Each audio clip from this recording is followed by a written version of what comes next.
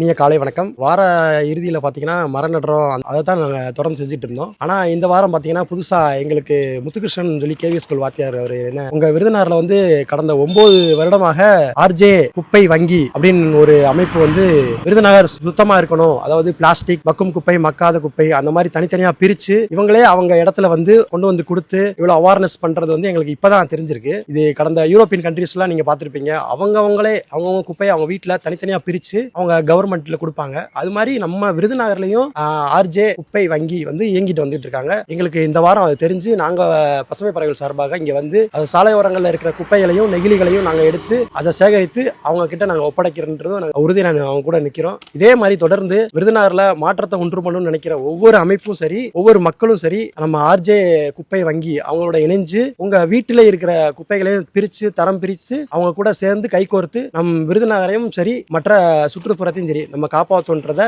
எங்க பசுமை பறவை சார்பாக நான் உங்களுக்கு தெரிவிச்சுக்கிறேன். இது வந்து தொடர்ந்து வார இறுதியில் பார்த்தீங்கன்னா 6 to 8 கம்பல்சரி நடக்குது. அதனால வந்து எல்லாரும் நம்ம விருதுநகரில் இருக்கிற இளைஞர்களும் சரி, வீட்டில் இருக்கிறவங்களும் சரி, எல்லாரும் வந்து இதில் கலந்துக்கிட்டு நம்ம மாற்றத்தை உண்டு பண்ணுவோன்றதை இதன் வாயில சொல்லிக்கிறேன். நன்றி.